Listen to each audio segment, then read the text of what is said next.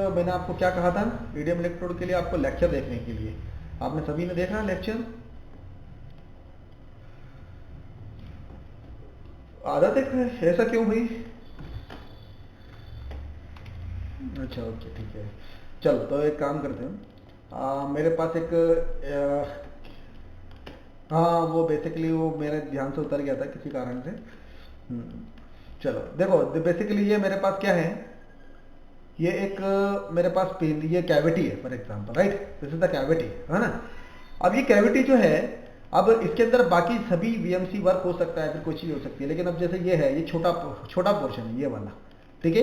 तो इसके लिए मुझे क्या लगाना पड़ेगा? I have to apply electrode. अगर मैं वीएमसी की बात करूं तो वीएमसी पे ये मशीन मशीन पे कैसा लगेगा, ये कुछ इस तरह से, sorry not VMC, EDM machine में, राइट? तो ये कुछ इस तरह से लगेगा, राइट? ये इस तरह से लग जाएगा फॉर एग्जांपल, है ना? कि भाई यहाँ से या तो होल से क्लैंप हो जाएगा, या तो मैं इसको यहाँ से फॉर एग्जांपल यहाँ से क्लैंप कर दूंगा मैं, राइट? यहाँ से मैं क्लैंप कर दूंगा, या फिर जो भी इसके लिए फिक्सचर वगैरह का इस्तेमाल करेंगे वो चीज़, राइट? यहाँ से टच करेंगे, this will be the zero, this will be the zero for example. यहां से टच करेंगे, this will be the zero, zero of the die. मतलब फिर मुझे क्या लेके जाना है, अपना इलेक्ट्रोड लेके जाना है यहां पर, ये रहा मेरा इलेक्ट्रोड, राइट और रॉन्ग? अच्छा इतना समझ में आ रहा है कि नहीं? मैन्युफैक्चरिंग पॉइंट ऑफ व्यू से थोड़ा सा समझ में आ रहा है कि नहीं मैं क्या कर रहा हूं? तो ये रहा मेरा इलेक्ट्रोड, ये रहा मेरा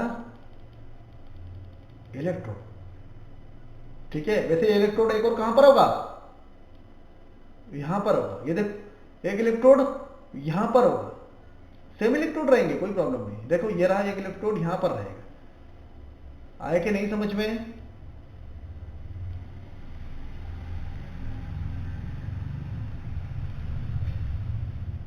बताओ भाई, ऐसे ही रहेगा ना इलेक्ट्रोड हमारे? इस प्रोफाइल को बनाना है ना हमको, we have to prepare this profile, हमको बनाना पड़ेगा ना इस प्रोफाइल को।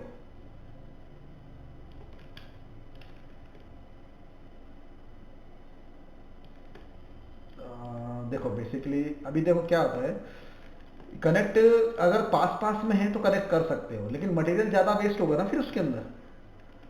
अभी जैसे मान के चलो यहां से लेकर यहां तक का डिस्टेंस मेरा है 100 mm का, यहां से लेकर यहां तक का डिस्टेंस 100 mm का, तो बेसिकली ये पास पास में तो नहीं है रिब, अगर पास पास में होती तो मैं एक ही इलेक्ट्रोड में बनाता।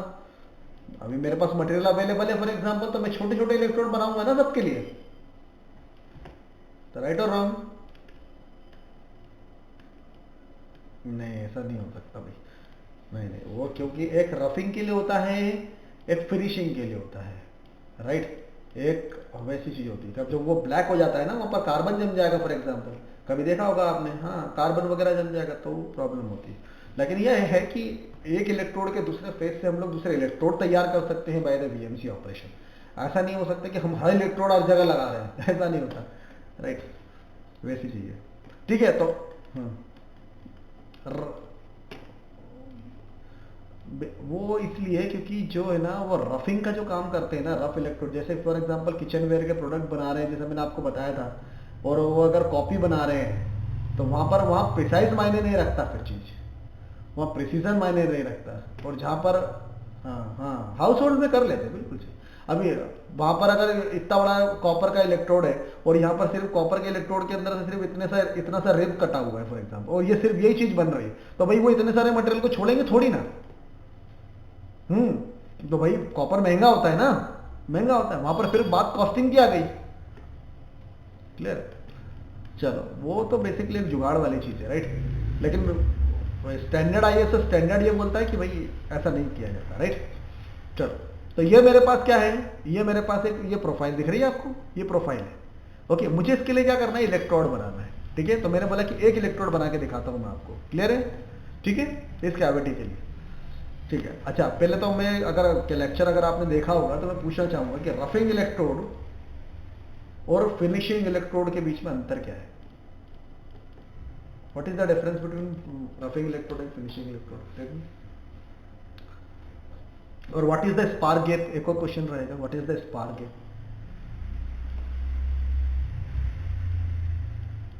हाँ what is the spark gap, बताओ।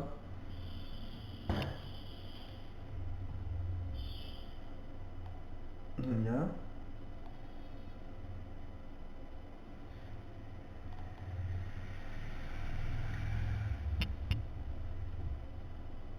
हम्म।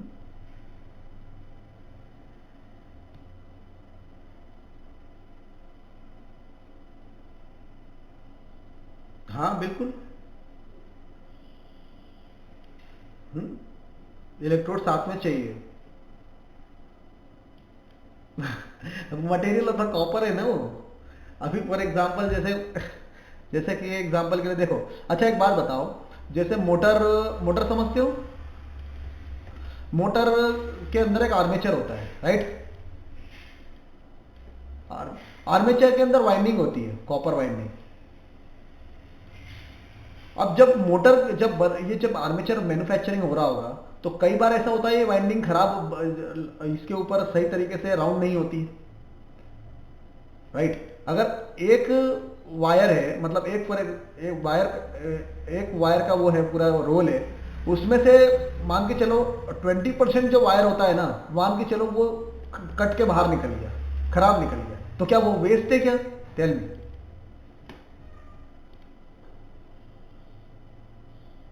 Tell me. भाई उसको एक जगह स्टोरेज, हाँ वो उसको स्टोर कर लेंगे, जो भी कट के बाहर निकलेगा उसको स्टोर कर लेंगे, और स्टोर करने के बाद at the end of the month उसको फिर से रिसेल कर देंगे, क्योंकि कॉपर तो है ना वो, मटेरियल है, कॉपर तो है ना भाई वो, राइट? पर केजी वो फिर से बिकेगा। फॉर एग्जाम्पल अगर उन्होंने, फॉर एग्जाम्पल उन्होंने बोला कि भाई उन्होंने खरीदा था 200 केजी के हिसाब से, फॉर एग्जाम्पल है, ओके, 200 केजी के हिसाब से खरीदेगा, भाई उन्होंने 150 केजी के हिसाब से उन्होंने फिर से बेच दिया, ठीक है? ये तो एक एग्जाम्पल था। अब जैसे कि मान के चलो मैंने बोला इलेक्ट्रोड, अब देखो इलेक्ट्रोड ऐसे है, क्या होता है, पार्ट में होता है। देखो ये मैंने बोला कि ये इलेक्ट्रोड का क्या है, ये इसका हेड है, ठीक है? ये इसका क्या है, ये मार्किंग वाला पोर्शन है, ओके। उसके बाद फिर मैंने बोला कि भाई ये जो है, ये जो इलेक्ट्रोड का ये पोर्शन है, ये क्या है, ये इसका टूल वाला पोर्शन है, टूल, और ये एक्सटेंडेड फेस है, from this point two this point, ये एक्सटेंडेड फेस है, ये वाला पोर्शन, राइट? अब मुझे सिर्फ काम किससे था, इससे था, ये वाला पोर्शन, बाकी तो ये सपोर्ट के लिए लगा था सब चीजें, राइट और रॉन्ग? क्लियर है? अब भाई अगर मान के चलो इसका काम हो गया है इलेक्ट्रोड का, है ना, इलेक्ट्रोड का काम हो गया है, तो मैं ये वाले पोर्शन को यहां से हटा दूंगा, इसको काट दूंगा यहां से, ठीक है? और मैंने बोला कि भाई इसको मैंने यहां से काट दिया, इसको मैंने फिर से फिनिश किया, मैंने बोला इसको फिर से फिनिश किया, यहां से इसको भी काट दिया मैंने, इसको भी काट दिया, और ऐसा काट दिया, मेरे पास ये नया ब्लॉक आ गया, एक नया ब्लॉक आ गया। अब इससे मैं एक और इलेक्ट्रोड बना देता हूं भाई, for some other profile, right? तो भाई मटेरियल तो यूज हो रहा है ना, राइट और रॉन्ग? है ना? मतलब स्मॉल स्केल इंडस्ट्री करती है भाई ऐसा, और बेसिकली करना भी चाहिए। फॉर एग्जाम्पल हमारे घर में अगर कोई चीज होती है, अगर वो वेस्ट हो गई है, तो हो सकता है कुछ उससे कुछ बन सके, कुछ अच्छी चीज, राइट और रॉन्ग? है ना? तो मटेरियल वेस्ट नहीं होता कभी भी। आप ये मान के चलो कि डाई में भी आपने कुछ गलत कर दिया ना, तो ऐसा कुछ नहीं है कि वो रिपेयर नहीं हो सकता, ये हमेशा याद रखना। मान के चलो आपने कुछ गलत कर दिया, आपने कैविटी आपसे ज्यादा कट गई, कम कट गई, तो ऐसा कुछ नहीं हो सकता कि वो रिपेयर नहीं हो सकता, वो रिपेयर भी हो सकता है, बस ये है उसका खर्चा थोड़ा सा ज्यादा रहेगा, ओके? लेजर वेल्डिंग सुना होगा आपने, लेजर वेल्डिंग, बिल्कुल वेल्ड करके मटेरियल को भर देते हैं वहां पर। फॉर एग्जांपल आपसे गलती से एक होल हो गया है कैविटी के अंदर, जबकि वो होल नहीं होना चाहिए था, तो क्या करेंगे, लेजर वेल्डिंग करेंगे और उसको, उस होल को भर देंगे, वहां पर मटेरियल पूरा भर देंगे, वही मटेरियल भरेंगे बिल्कुल एकदम जो उसके साथ कंपेटेबल रहेगा, ठीक है? और फिर उसको फिर से मशीनिंग कर देंगे, it will be smooth surface. लेकिन क्या होता है, पर एम के हिसाब से लेजर वेल्डिंग की कॉस्टिंग ज्यादा होती है कि नहीं? क्लियर है? आई होप थोड़ा कुछ समझ में आया। हाँ, तो मेरा क्वेश्चन था अबाउट द ईडीएम, उसके अंदर मैंने पूछ रहा था कि what is the difference between the roughing electrode and the finish electrode. और एक और सेकंड क्वेश्चन ये था कि what is the spar gap, किसी ने अगर लेक्चर देखा होगा तो उसको स्पार गैप और रफ और फिनिश इलेक्ट्रोड के बीच में अंतर पता होगा। हम्म। हम्म।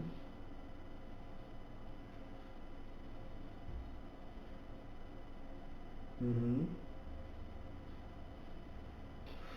अच्छा चलो मैं आपसे पूछता हूं, कोई वीएमसी मशीन है, वीएमसी मशीन से आप मैक्सिमम कितना मटेरियल स्टॉक छोड़ सकते हो?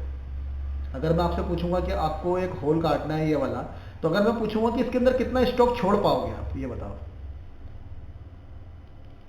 मैक्स। 1 mm। चलो बहुत ज्यादा प्रिसाइज मशीन है तो कितना स्टॉक छोड़ सकता है वो? बहुत ज्यादा प्रिसाइज मशीन है 200 माइक्रोन, मतलब 0.2। राइट और रॉन्ग? इससे ज्यादा तो पॉसिबल नहीं है। अगर इससे कम अगर वो छोड़ सकता, इससे कम अगर वीएमसी मशीन छोड़ सकता तो हमको ईडीएम की जरूरत ही नहीं पड़ती। मतलब अगर मैं बोल रहा हूं कि कोई मशीन अगर 100 माइक्रोन में काम कर रही है ना, इसका मतलब मुझे तो ईडीएम की जरूरत ही नहीं है। फिर ईडीएम की क्या जरूरत पड़ रही है हमको, अगर वो 100 माइक्रोन में काम करे, इतना प्रिसाइज मशीन है तो। हाँ बिल्कुल, हार्ड मटेरियल के लिए वो समझ में आया मुझे, वो ठीक है, वो कोई दिक्कत नहीं है, हार्ड मटेरियल के लिए तो यूज होता ही है। लेकिन मैंने आपको क्या बोला कि अगर मेरे पास ये P20 मटेरियल है, और P20 मटेरियल है, तो P20 मटेरियल भी तो वीएमसी से कट रहा है ना। हाँ, तो P20 मटेरियल वीएमसी से कट रहा है, तो फिर मुझे ईडीएम की जरूरत क्यों पड़ रही है? मैंने आपको बोला कि वीएमसी मशीन कितना स्टॉक छोड़ सकती है किसी प्रोफाइल के अंदर। कोई शार्प प्रोफाइल है फॉर एग्जांपल, ऐसी करके शार्प प्रोफाइल है, ये शार्प प्रोफाइल है, तो इसके अंदर कितना मटेरियल छोड़ सकती है सरफेस पे? वो मैक्सिमम छोड़ सकती है 200 माइक्रोन, इससे ज्यादा नहीं छोड़ सकती। लेकिन ईडीएम मशीन एक बार में कितना काट सकती है? जितना उसका स्पार्क गैप है। अब मान के चलो ईडीएम मशीन का स्पार्क गैप कितना है, मैंने बोला कि उसका स्पार्क गैप जो है वो 75 माइक्रोन है। मतलब एक बार अगर किसी ईडीएम टूल को मैंने किसी मेटल के सरफेस पे टच किया है, जीरो पे टच किया है, तो वो एक बार में कितना मटेरियल काट देगा? 75 माइक्रोन। 75 माइक्रोन। राइट और रॉन्ग? अब मैंने बोला कि मेरे पास एक प्रोफाइल है, ध्यान से समझना आप, ठीक है? देखो मेरे पास क्या है, एक प्रोफाइल है, देखना ये प्रोफाइल है मेरे पास, ठीक है? अब इसके ऊपर मटेरियल वीएमसी ने छोड़ रखा है। कितना वीएमसी ने मटेरियल छोड़ा है? बोले उसने छोड़ा है 200 माइक्रोन का छोड़ दिया है, ठीक है? तो मैं यहां पर बोल रहा हूं कि देखो ये 200 माइक्रोन का मटेरियल छोड़ा हुआ है, ठीक है? क्लियर है? देखना जरा ध्यान से। अब मैं बोल रहा हूं कि उसके अंदर मुझे टूल लेके आना है, ईडीएम टूल। ईडीएम टूल में कितना लेके आऊंगा? अरे इसके बराबर के लेके आऊंगा ना मैं, तो इसके बराबर का मैंने ईडीएम का टूल लेके आता हूं। चलो ये लेके आया मैं ईडीएम का टूल। अभी कितना काटा इसने? 75 माइक्रोन काटा, ठीक है? चलो 75 माइक्रोन काट दिया इसने, तो मैंने बोला ये काट दिया 75 माइक्रोन, ये काट दिया 75 माइक्रोन। क्लियर है? इधर से भी ऐसे ही काट रहा हूं मैं, और ये 75 माइक्रोन, ठीक है? अब इसके ऊपर कार्बन जम चुका है, अब ये रफिंग इलेक्ट्रोड की कोई जरूरत नहीं है, now we need a finish electrode. अब मैं फिर से 75 माइक्रोन काटूंगा। राइट और रॉन्ग? अब ये एक बार मैंने 75 माइक्रोन काट दिया, अब मैं फिनिश इलेक्ट्रोड लूंगा, ठीक है? अब ये रहा फिनिश इलेक्ट्रोड, और फिनिश इलेक्ट्रोड क्या रहेगा? 75 माइक्रोन बड़ा रहेगा। क्यों? क्योंकि ये फिनिश की फिनिशिंग कर रहा है। अब ये क्या करेगा? ये 75 माइक्रोन को और काटेगा, ठीक है? तो उसने 150 माइक्रोन इसने काट दिया, राइट? अरे तो भाई 50 माइक्रोन रहेगा तो 50 माइक्रोन का टॉलरेंस भी तो होता है प्लस माइनस में। 0.1 का टॉलरेंस बोलते हैं ना हम लोग, 0.1 प्लस माइनस टॉलरेंस। अब डिपेंड करता है कि आप टॉलरेंस कितना प्रिसाइज में दे रहे हो, ठीक है? जब अगर आप बोलोगे, बोले कि सर बोले वहां पर 50 माइक्रोन का टॉलरेंस है, तो 50 माइक्रोन का टॉलरेंस है, इसका मतलब आपको जो स्टॉक में मटेरियल छोड़ना पड़ेगा वो 150 माइक्रोन छोड़ना पड़ेगा, 150 माइक्रोन छोड़ना पड़ेगा, राइट?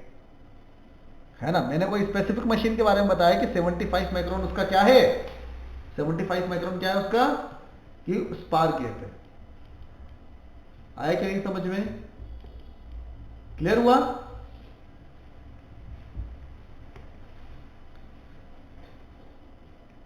स्पार्क गैप मतलब होता है it is the distance between the electrode and the work piece. हाँ, डिस्टेंस ये एक रहेगा कि मतलब मेटल टू मेटल कभी टच होता ही नहीं है। हाँ बिल्कुल, हाँ वो टच नहीं होता कभी भी। इलेक्ट्रोड और वर्क पीस कभी आपस में टच ही नहीं होते। वो जैसे ही उसके कांटेक्ट में आता है वो कार्बन के फॉर्म में मटेरियल को उड़ा देता है, राइट? और वो क्या करता है? स्पार्क गैप जनरेट करता है, मतलब वहां पर स्पार्क जनरेट करता है बिटवीन द, क्योंकि ये क्या होता है, ये एनोड होता है और ये कैथोड होता है, तो करंट जनरेट होता है वहां पर, करंट फ्लो होता है उसके अंदर, और वो स्पार्क जनरेट करता है into the dielectric fluid. Dielectric fluid आया कि नहीं समझ में? ठीक है, दैट्स वाई वहां पर ये चीज बनती है। थोड़ा समझ में आया कि नहीं? ठीक है, चलो सभी को समझ में आया? ठीक है, अब मुझे इसका क्या बनाना है, एक इलेक्ट्रोड बनाना है। इसका मुझे क्या बनाना है, एक इलेक्ट्रोड बनाना है।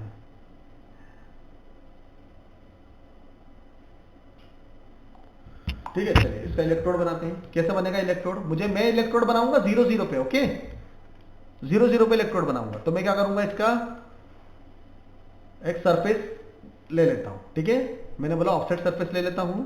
0 0 पे मैंने सरफेस ले लिया और इसको मैंने क्या करा, यहां से सरफेस ले लिया। देखो ये पोर्शन ले लिया सरफेस में, देखो इसी को काटना है मुझे, एंड क्लिक करके इसको ओके। यहां से इस पोर्शन को मैंने हटा दिया। देखो मेरा कोऑर्डिनेट्स वही रहेंगे। ठीक है, ये ध्यान देना, ये देखो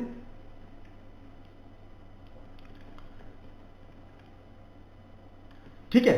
चलो यहां से क्या करते हैं, सरफेसिंग में जाता हूं मैं, इसको एक्सटेंड करते हैं इस शीट को, है ना, ये शीट को थोड़ा सा एक्सटेंड करते हैं। इसको मैं 10 mm कर लेता हूँ, 10 mm कर लेते हैं। ठीक है, छोटा सा प्रोफाइल है, कोई बड़ा प्रोफाइल नहीं है, इधर उधर भागेगा वो कभी कभी। ठीक है, देखो अच्छा सिंगल कर्व है, टेंजेंट कर्व लेते हैं, इसको क्लिक करा, देखो क्लियर है, ये देखो इसको कर दिया अप्लाई।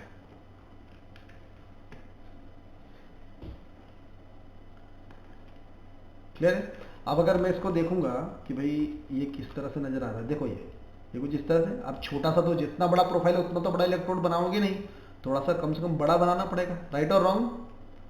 ठीक है, ठीक है, इस पर क्लिक करा मैंने और यहां से इसको क्या करेंगे, स्प्लिट करेंगे। देखो यहां से स्प्लिट करते हैं। चलो मैंने एक स्केच क्रिएट कर देता हूँ सिंपल सा।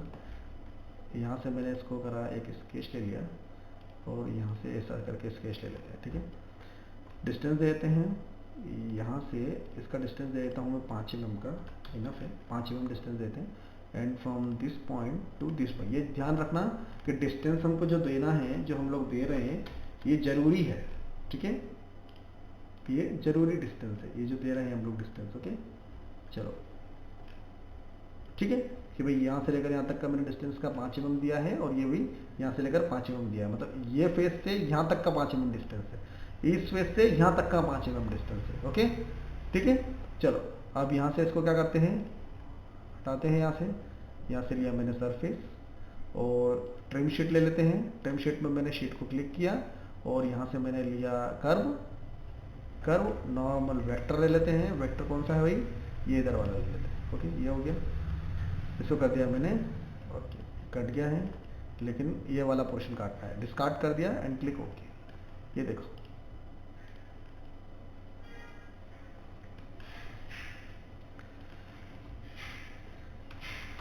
ठीक है, ओके। यहां से मैंने इसको 3D कर्व लेता हूँ, लाइन लिया from this point two this point and click okay. ठीक है, कल मैंने आपको सिर्फ प्रीवियस लेक्चर में मैंने आपको कुछ बताया था बाउंडेड प्लेन के बारे में। ठीक है, bound plane and again bound plane. चलो ये अभी ऐड नहीं हो रहा, इसको हटा देते हैं यहाँ से, 2 कर्व ले लिए उसने, फिर से कर लेते हैं बाउंड प्लेन, ये एंड क्लिक हो। ठीक है, क्या मैं इसको सॉलिड बना सकता हूँ? फिर से सरफेस में जाएंगे, सीयू में जाएंगे, इसको क्लिक करो and select all the surface and click okay. Control H करके देखो,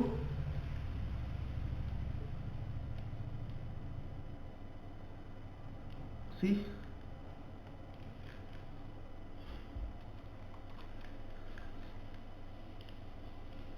ठीक है, कंट्रोल जे। अच्छा क्या बना ये इलेक्ट्रोड वाला पोर्शन है, राइट और रॉन्ग?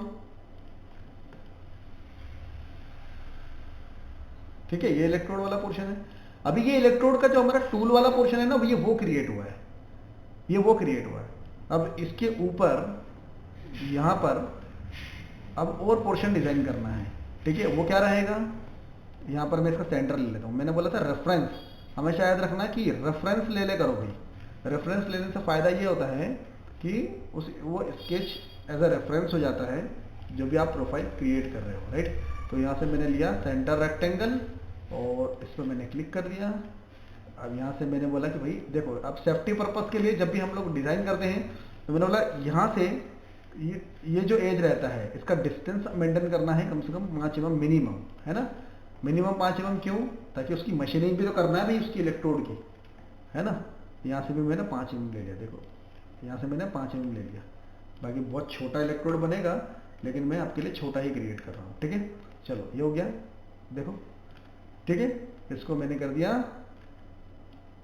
ठीक है। This is nothing but this is the measuring marker, मतलब मार्कर बोल सकते हो आप, ठीक है। मैं इसको ले लेता हूँ 5 mm पर, ठीक है। चलो 10 mm ऊपर ले लेते हैं, ठीक है। जब कम हो जाएगा 5 mm पर लेते हैं इसको। और 1 मिनट इसको मैं यूनाइट कर देता हूँ with this and click okay कर देते हैं, ठीक है। अब एक और लेते हैं भाई यहाँ से, और दिस इज नथिंग बट ये कुछ पोर्शन लेना पड़ेगा मुझे। ये क्यों ले रहा हूँ मैं? 15 mm कम से कम ऊपर लेना पड़ेगा मुझे, क्योंकि इलेक्ट्रोड होल्डर पोर्शन जो होता है, ठीक है, इसका डिस्टेंस दूंगा पर साइड अगेन में 5 mm एंड क्लिक ओके। देखो जरा, ठीक है।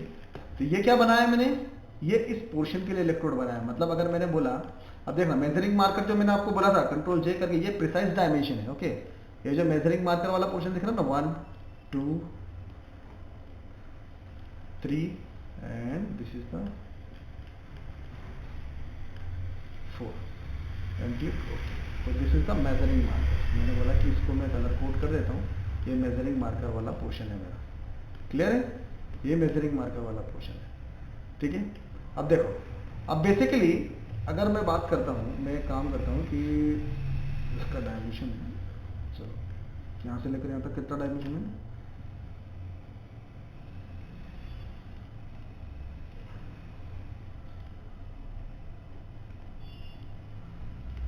दिस पॉइंट कितना है? 58.14, ओके। तो यहाँ से कंट्रोल टी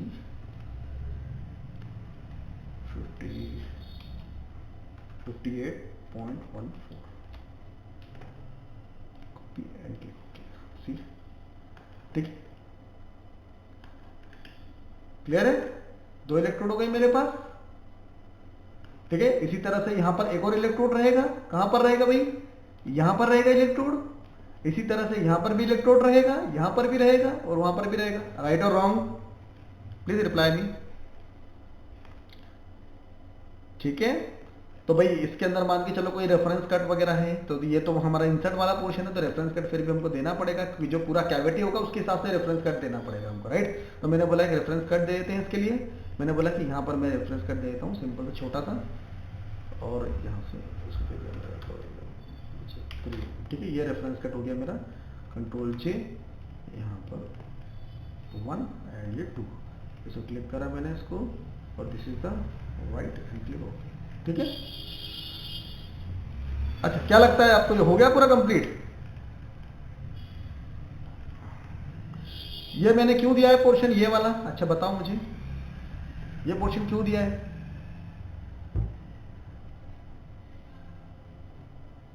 हाँ बिल्कुल, होल्ड करने के लिए, क्योंकि इसके अंदर क्या आएगा? बोल्टिंग आने वाली है। इसके अंदर क्या आने वाला है? बोल्ट आने वाला है, ठीक है। अब डिपेंड करता है कि ईडीएम में कितने की बोल्टिंग अवेलेबल है। फॉर एग्जांपल वहां पर बोल्ट करने के लिए हमारे पास जो स्लॉट अवेलेबल है वो हमारे पास कुछ है अवेलेबल। मैंने बोला कि भाई वो है M8 की बोल्टिंग। कितने की बोल्टिंग है? M8 की। तो अगर M8 की बोल्टिंग है तो मुझे ड्रिल साइज कितना लगेगा उसके लिए? फॉर द M8 बोल्टिंग 6.8, मतलब 6.75 होता है, लेकिन 6.8 हम लोग इसलिए बोलते हैं कि इतना प्रिसाइज में बनाते नहीं उसको हम लोग, राइट। तो 6.75 ले लेते हैं या 8 ले सकते हैं, क्लियर है। इसको मैंने एक्सट्रूड कर देता हूं और नीचे ले जाते हैं इसको, ओके, ठीक है।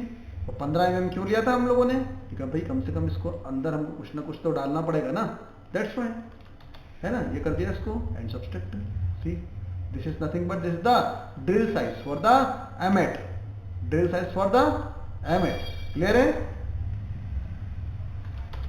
ठीक है, ये ड्रिल साइज हो गया किसके लिए, एम8 के लिए। ओके, क्या लगता है बन गया है क्या, मेरा कंप्लीट हो गया है क्या?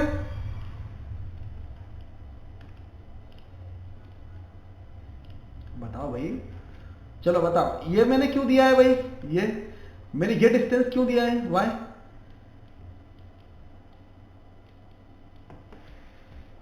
लीनियर एक्सटेंशन, लीनियर एक्सटेंशन क्यों? क्योंकि बेसिकली ये यहां तक जाके स्टॉप हो जाएगा। ये 5 mm का मैंने क्यों दिया है, ये इसलिए दिया है क्योंकि ये वाला पोर्शन इससे टच ना हो जाए, क्योंकि ये इससे टच हो रहा है तो स्पार्क जनरेट कर रहा है, लेकिन ये इससे टच होगा तो भी तो स्पार्क जनरेट करेगा ना, तो दूसरा कैविटी का जो प्रोफाइल है वो डैमेज ना हो। That's why for the linear extension this is the measuring marker, this is the tool holder. और कंप्लीट क्या रहेगा हमारा, इलेक्ट्रोड। अब किसी भी तरह की प्रोफाइल को बनाने के लिए, प्रोफाइल के लिए इलेक्ट्रोड बनाने के लिए इस तरह से हम लोग बना सकते हैं। पूरे इलेक्ट्रोड आपको एक ही उसमें बना के आपको देना होंगे, ठीक है। अभी पूरा कंप्लीट नहीं हुआ है, इसके लिए हमको क्या करनी पड़ेगी, ड्राफ्टिंग करनी पड़ेगी, ठीक है। आपको एक्स और वाई के और जेड के आपको क्या बताना पड़ेंगे, कोऑर्डिनेट्स बताना पड़ेंगे, किसके लिए, ऑपरेटर के लिए, ठीक है। क्लियर है कि नहीं? ठीक है, चलो तो मैं क्या करता हूँ, इसकी करेंगे हम लोग ड्राफ्टिंग। तो this is the drafting. Okay, A4 size का मैं पेज ले लेता हूँ, या टेल मी,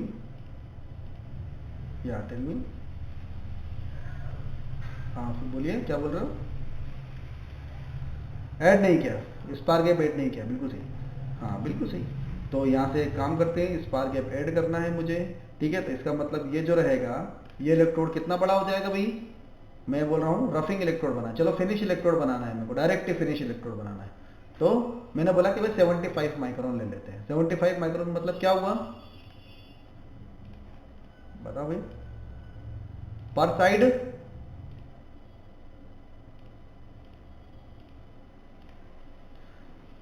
चलो मैंने बोला जीरो, पूरा ही ले लेता हूं ना मैं, क्लियर है ना, 0.07, सॉरी 0.75, राइट।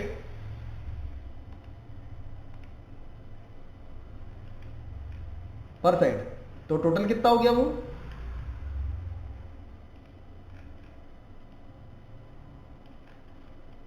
मतलब 150 माइक्रोन ओवरऑल, यहां से लेकर यहां तक का डिस्टेंस, ये मैंने ऐड कर लिया कि मतलब मेरा जब इलेक्ट्रोड का पोजीशन जब यहां पर पहुंचेगा, we will get the complete profile, हमको अपनी कंप्लीट प्रोफाइल मिल जाएगी।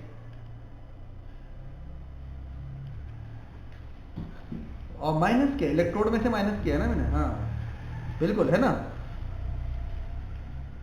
ओके चलो ठीक है ना। तो मैंने बोला ये वाला इलेक्ट्रोड है, इसको मैं हटा देता हूँ, इसकी मुझे ज़रूरत नहीं है, ठीक है, इसकी मुझे ज़रूरत नहीं है। मैंने बोला भाई ये इलेक्ट्रोड के लिए मेरे को बनाना है बस, तो मैं क्या करूँगा, इसके लिए ड्राफ्टिंग करूँगा, है ना, मैं क्या करूँगा, ड्राफ्टिंग करूँगा। तो चलो भाई ड्राफ्टिंग कर देते हैं इसके लिए, ठीक है। यहाँ से मैंने कैंसिल कर दिया इसको, है ना। जब आप मोल्ड बना रहे हो तो कैविटी के लिए आपको इलेक्ट्रोड वगैरह भी डिज़ाइन करना पड़ेगा भाई, है ना। चलो तो यहाँ से इसको ले लेते हैं, यहाँ से मैंने इसको इधर से इस तरह से ले लिया है, इसको कर दिया ओके, ऐसा कर दिया मैंने क्लिक। चलो डबल क्लिक कर देते हैं इसको, A3 की शीट थी, A2 कर लेते हैं क्लिक, ओके। यहाँ से डिस्टेंस ले लेते हैं, ठीक है, डबल क्लिक, यहाँ से शेडिंग में जाते हैं, इसको थोड़ा सा फुल्ली शेडेड कर लेते हैं, हम फिर से कर लेते हैं फुल्ली शेडेड, ओके ठीक है, ये रहा, ठीक है। अब मैंने बोला कि भाई इसका सेंटर पॉइंट कहाँ पर है, तो इसका सेंटर पॉइंट ले लेते हैं, ठीक है, 1 मिनट, ठीक है। जो भी कोई प्रिसाइज, अगर प्रिसाइज होल अवेलेबल है ना उसके अंदर, तो वहां से भी आप दे सकते हो, कोई प्रॉब्लम नहीं, ठीक है, कोई प्रिसाइज होल अवेलेबल है तो, ठीक है। और अगर नहीं है तो आपको उसके सेंटर से भी दे सकते हो। तो मैंने बोला कि एक लाइन ये ले लेते हैं, एक लाइन ये ले लेते हैं, this is the 1 line, 1 and this is the 2, ये हो गया सेंटर लाइन, ओके। अब इसका डिस्टेंस देना है मुझे 1 एंड 2, ये हो गया, ठीक है। This is the X and the Y, ये एक्स और वाई डायमेंशन। और प्रिसीजन क्या रहेगा इसका, 10 माइक्रोन का,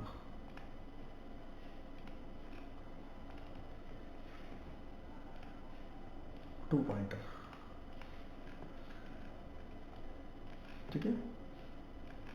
इसके डायमेंशन एक्स और वाई जो दिए हैं, ठीक है। अगेन इसका सेक्शन व्यू काटेंगे हम लोग, यहां से इसका सेक्शन व्यू काट लेता हूं मैं, ठीक है। और इसका सेक्शन व्यू ले लेते हैं यहाँ पर, ये रहा, ठीक है। और ये इसका यहाँ पर पोजीशन शो करेगा भाई, ठीक है। इसको थोड़ा जूम करके बताना पड़ेगा हमको, राइट।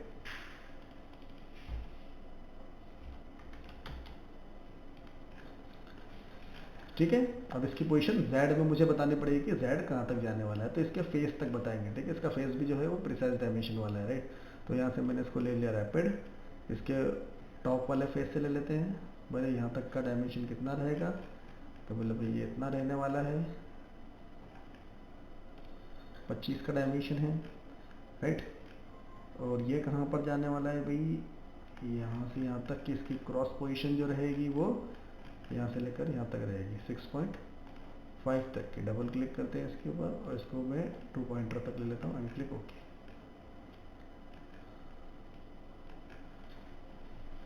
क्लियर है। तो ये ड्राइंग जो है वो ऑपरेटर के पास होनी चाहिए, ठीक है। जब ये ड्राइंग ऑपरेटर के पास होगी तभी वो उस चीज को फॉलो कर सकेगा जो उसको ऑपरेशन उसमें करना है, एडीएम ऑपरेशन जो उसको करना है, राइट। आया कि नहीं समझ में एडीएम इलेक्ट्रोड के बारे में कुछ चीजें, ठीक है। ठीक है, तो इसी प्रोफाइल के लिए एक बार एडीएम इलेक्ट्रोड डिजाइन करना चाहोगे, ट्राई करो एक बार सेम प्रोफाइल के लिए। और एक और प्रोफाइल मैं प्रोवाइड कराता हूं, उसमें भी जहां पर एडीएम लग रहा है वहां पर प्रोफाइल करने डिजाइन करने की कोशिश करो। अभी मैंने एक इलेक्ट्रोड बनाया है, यहाँ पर एक इलेक्ट्रोड बना और एक इलेक्ट्रोड यहां पर भी बनाना, ओके, फॉर एग्जाम्पल, राइट। तो इस तरह से पूरे कैविटी में इलेक्ट्रोड, बहुत सारे इलेक्ट्रोड बनते हैं, जितने कॉम्प्लेक्स प्रोफाइल होती है वहां पर इलेक्ट्रोड वगैरह बनाए जाते हैं, ठीक है। कॉपर एक मटेरियल है, वैसे ग्रेफाइट का भी यूज किया जाता है for the electrode purpose, right. ठीक है, जैसा मैंने एनोड और कैथोड वाला सिस्टम बताया ना, बिल्कुल वैसे ही। क्लियर है, आई होप आपको समझ में आया। क्लियर है, ठीक है। चलिए मैं इलेक्ट्रोड प्रोवाइड कराता हूं ग्रुप पर, आप उसको शेयर कीजिए, उसको आप बनाने की कोशिश कीजिए और अपना जो असाइनमेंट है वो कंप्लीट कीजिए और हो सके तो आज अपलोड कीजिए, ओके। ठीक है, टेस्ट 1 बिल्कुल सही।